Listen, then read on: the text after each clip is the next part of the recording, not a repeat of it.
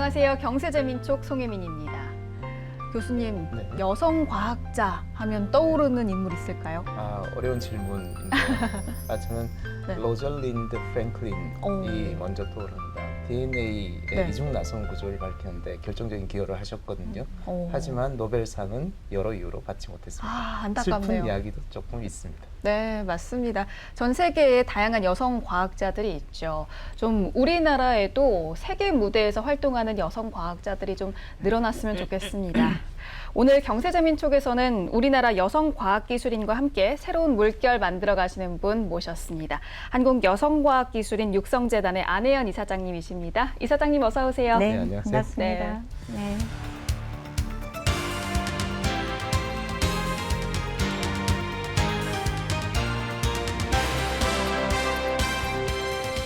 위셋이라고 부르기도 하죠. 네네. 한국여성과학기술인 육성재단에 대해서 간단히 소개 좀 해주시죠. 네, 여성과학기술인 육성재단은 2002년도에 우리나라의 여성과학인법이 만들어졌고요.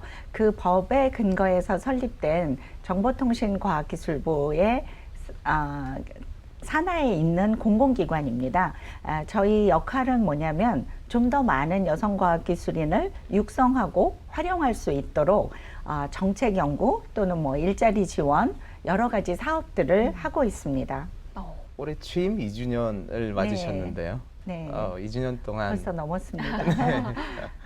어떤 목표로 기관을 운영하셨는지 소개 한 네. 말씀 부탁드립니다. 사실은 이제 만들어지고 기관이 계속 지금까지 주력을 해왔던 건 제가 취임을 하기 전에는 주로 학계나 연구계 쪽에 계신 분들을 지원해드리는 프로그램들을 많이 했었는데 이제 세상이 이렇게 변하다 보니까 우리나라 산업계 쪽의 문제도 더 포용을 해야 되겠고 하는 그런 인식 때문에 아마 제가 산업계에서 한 30년 동안 일을 했던 사람이거든요.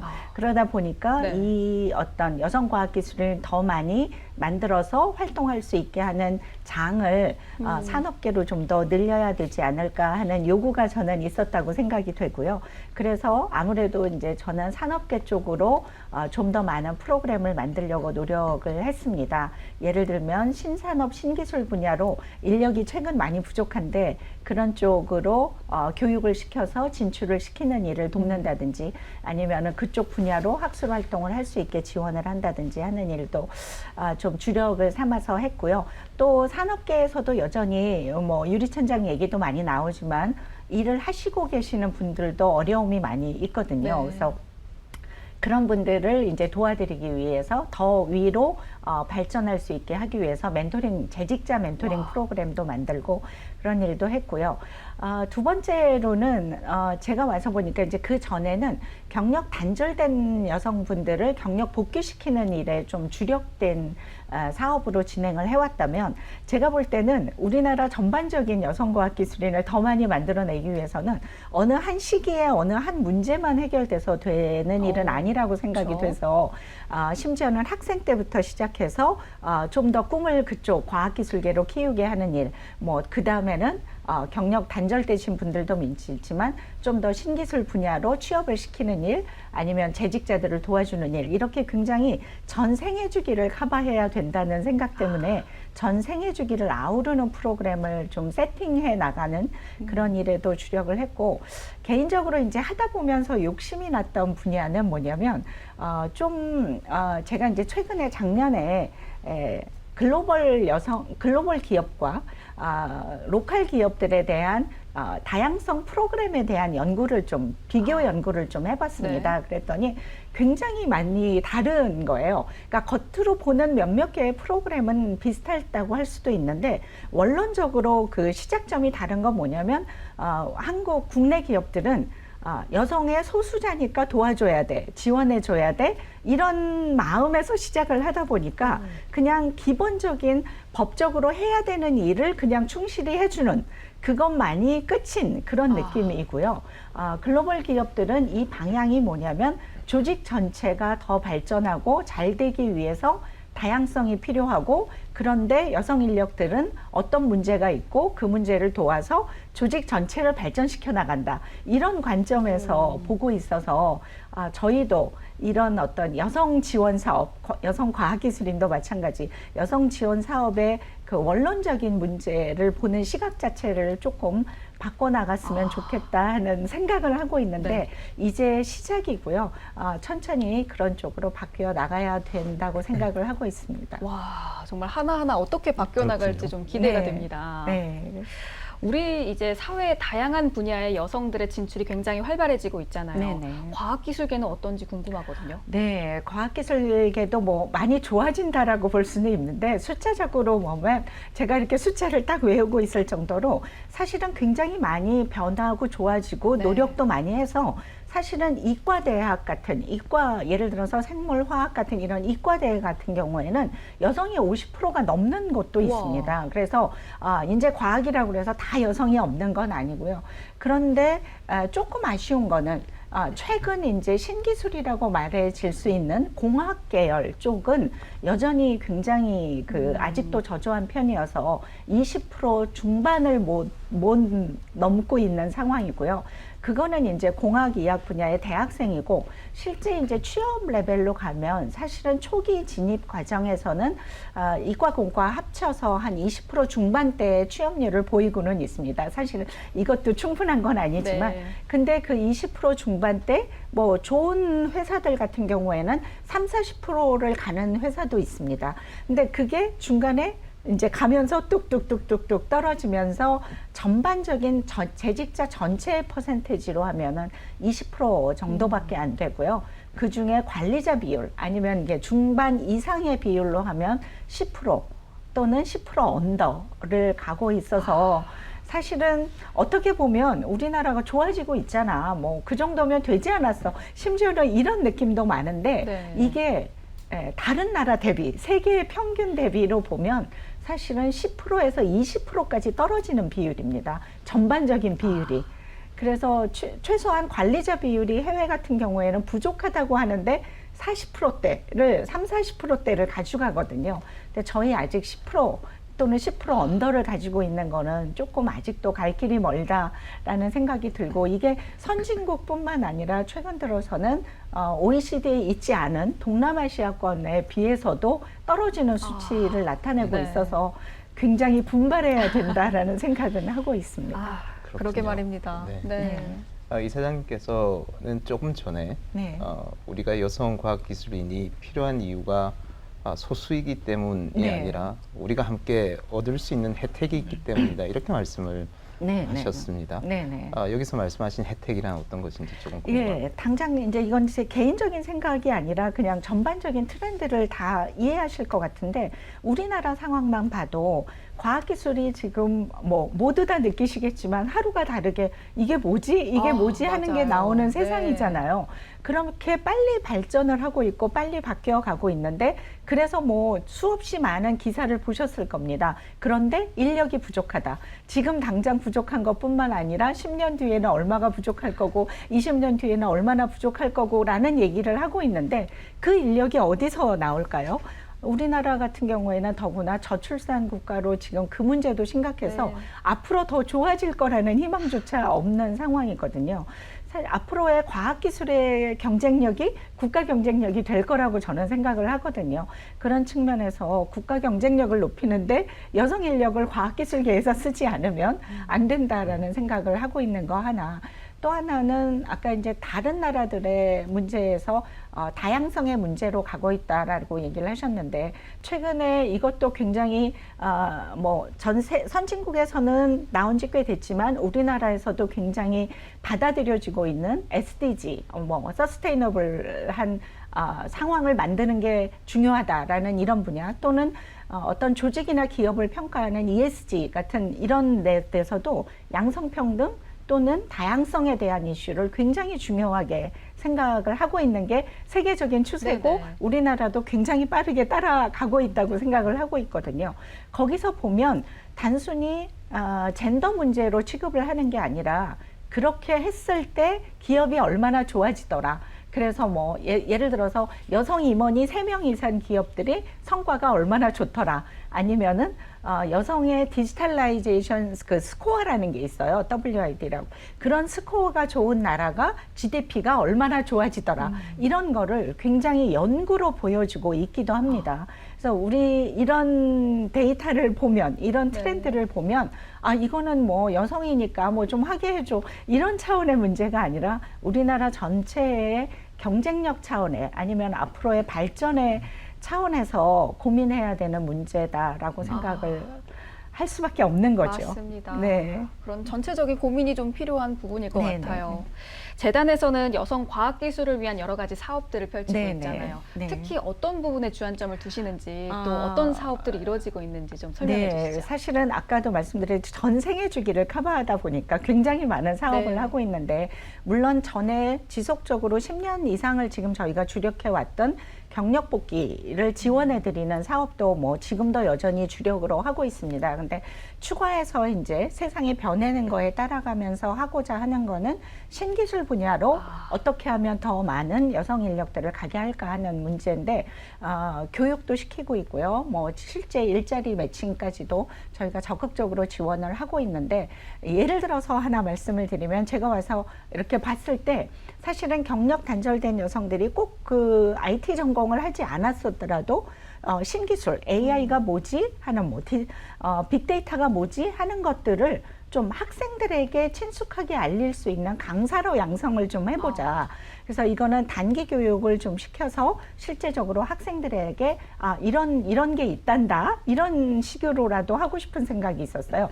그 프로그램을 보면 실제 경력 단절된 여성들이 일을 할 수 있는 기회도 주면서 동시에 우리 그 차세대 학생들에게 신기술을 빨리 접하게 할 수 있는, 이렇게 일거양득이 된다고, 일석이조 이렇게 되는 네네. 일이라고 생각을 해서 강사 양성 프로그램을 적극적으로 하고 있습니다. 최근 들어서는 AI, 빅데이터 이렇게 보안이나 IT 분야에서 시작을 했는데, 최근 들어서는 기후나 환경 이런 쪽으로도 강사 양성을 많이 하고 있고요.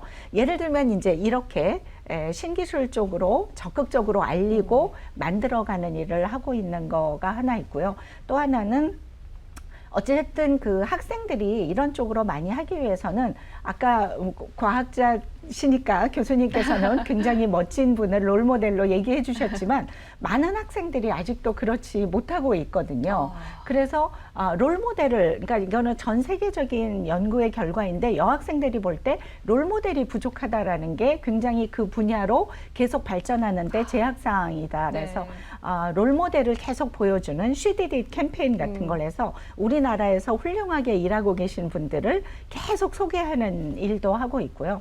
또 하나는 그 모든 그 생애 주기에 있는 분들한테 서로 도와줄 수 있는 멘토링도 해주고 컨설팅도 해주고 해서 끌어주고 밀어주고 하는, 사실은 여성이, 저도 그렇지만 사회에서 일하다 보면 여전히 부족한 건 능력이 부족한 게 아니라 네트워킹이 부족하기도 그러게요. 하거든요. 네. 그래서 그런 네트워킹이라는, 그래서 좀 더 그 세대를 막론하고 탄탄한 어떤 커뮤니티를 만들어 갈 수 있었으면 좋겠다라는 게 이제 제가 꿈꾸는 거여서 지속적으로 그런 쪽으로 사업을 만들어 가고 있습니다. 정말 중요한 사업들입니다. 그렇군요. 네. 지금 말씀 들어보면 저는 여성과학기술인 지원에 있어서 생애 전 주기에 네네. 걸친 지원이 참 필요하겠다, 이런 생각이 드는데, 네네. 관련해서 IT 플랫폼으로 네네. WBridge라는 네네. 걸 네네. 가지고 계신 것으로 네. 알고 있습니다. 네. 조금 소개해 주시겠어요? 네네. 말씀드렸지만 전생의 주기를 아까 이렇게 어우르는 어떤 커뮤니티를 만들려다 보면, 저희가 그냥 뭐 이렇게 일방적으로 제공하는 서비스, 뭐 제공하는 서비스라는 거는 교육이나 멘토링 서비스를 하는 프로그램을 저희가 아무리 만들어도 한 번에 뭐 30명, 30명 아니면은 많아야 100명, 200명 정도의 프로그램밖에 할 수가 없거든요.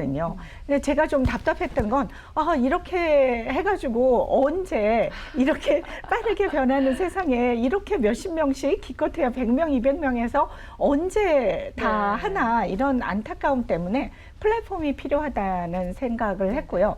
저는 이제 IT에 있다 보니까 그 플랫폼의 어떤 플랫폼이 가지는 어떤 파워라는 거를 제가 많이 느끼고 있기 때문에 그런 게 필요하겠다 해서 이제 만들기 시작해서 네. 제가 사실 오자마자부터 준비를 해서 만들기 시작해서 네. 지난 3월에 그러니까 3월에 오픈을 드디어 했습니다. 그래서 거기 이제 들어가 보시면 다들 관심 있게 좀 한번 봐주셨으면 좋겠는데 초등학생, 뭐 대학생, 재직자 뭐 이렇게 다 카테고라이를 내가 선택해서 들어가면 그 시기에 계신 분들한테 필요한 모든 서비스가 있습니다. 예를 들어서 초중고등학생들한테는 그래서 앞으로 어떤 잡이 생길 거다. 그러게 하기 위해서는 어떻게 경력을 만들어가면 좋을 거다. 이런 롤 모델이 있다. 이런 정보를 다 볼 수 있게 해놨고요.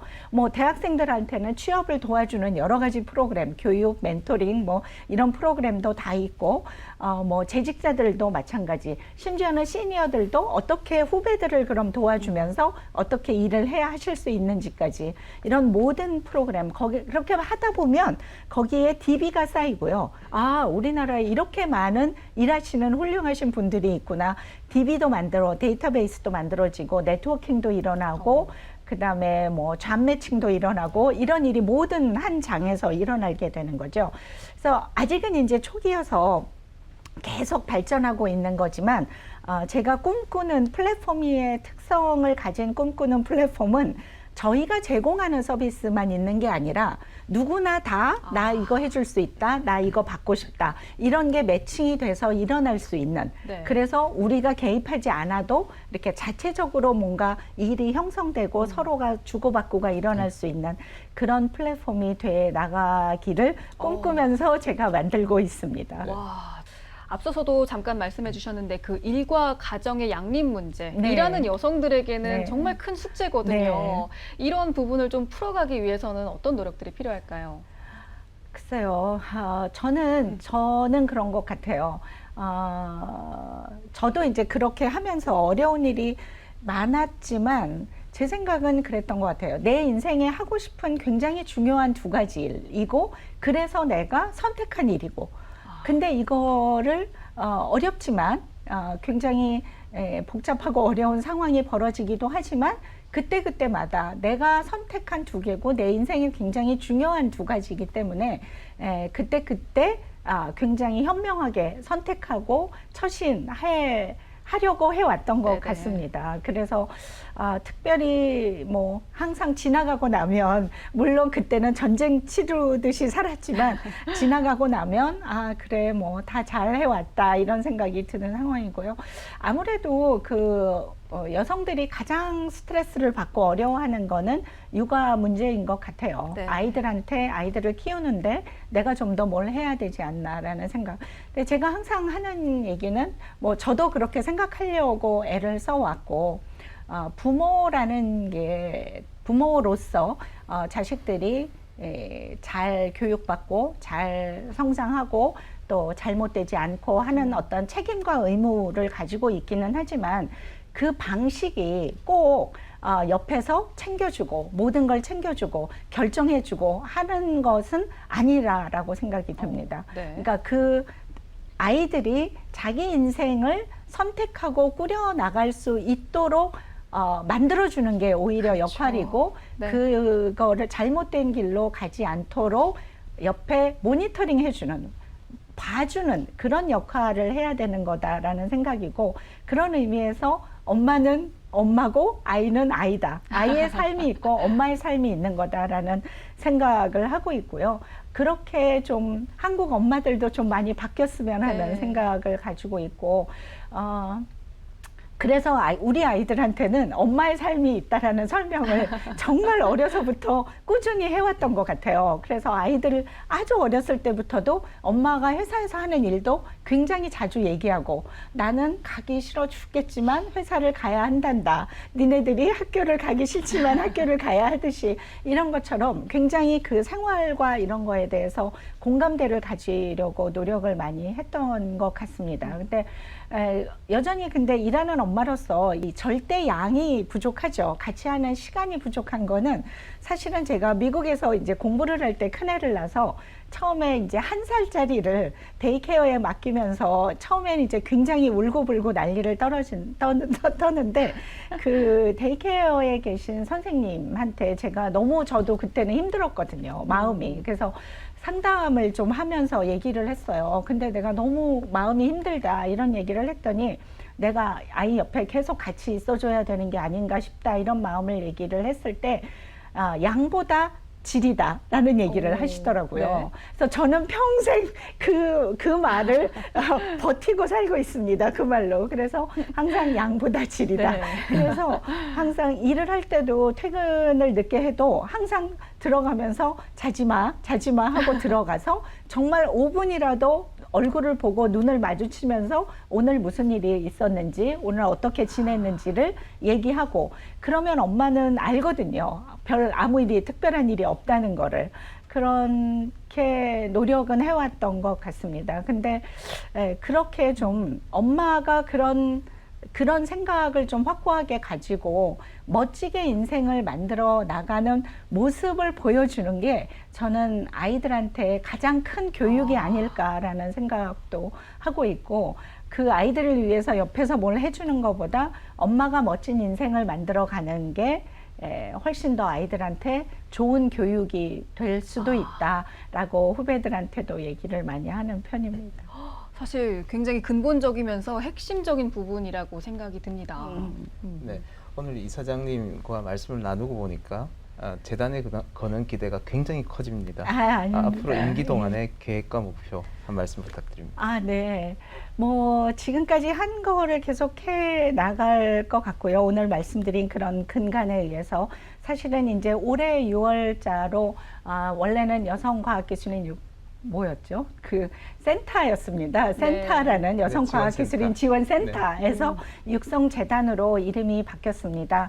사실은 어떤 그 좀 더 큰 역할과 큰 위상을 가지게 된 만큼 좀 더 그 변화하는, 또 아까부터 계속 굉장히 빨리 온 세상이 변한다는 말씀을 계속 드리고 있는데, 그 변화하는 거에 맞춰서 사실은 정책이든 프로그램이든 계속 바뀌어야 된다라고 생각을 하고 있고요. 그렇게 잘 만들어 가서 좀 더 많은 여성과학기술인들이 좀 더 훌륭한 결과를 만들어낼 수 있는 성공 그 스토리들을 좀 더 많이 써내실 수 있도록 앞으로 계속 노력을 하도록 하겠습니다. 하기 위해서는 굉장히 많은 일들이 있어야 되는데, 그 커뮤니티도 만들어 아까 말씀드린 좀 더 굳건하게 탄탄한 커뮤니티를 확장하는 일도 해나가야 될 것 같고요. 물론 현실적으로 일어나는 굉장히 디테일한 어려운 일도 굉장히 많이 지속적으로 일어나기 때문에 그런 문제들도 좀 더 적극적으로 해결을 해 나가려고 하면 앞으로 이런 과학기술계에서 더 많은 여성들이 꿈과 희망을 이렇게 펼쳐가시는데 네. 문제가 없도록 더욱더 많이 노력하도록 하겠습니다. 지속적으로 지켜보겠습니다. 네. 성장하기 위해서는 사다리가 필요하죠. W 브릿지를 통해서 이제 여성 과학기술인들이 전생에 걸쳐 지속적으로 성장할 수 있길 기대해 보겠습니다. 오늘 말씀 고맙습니다. 네, 감사합니다.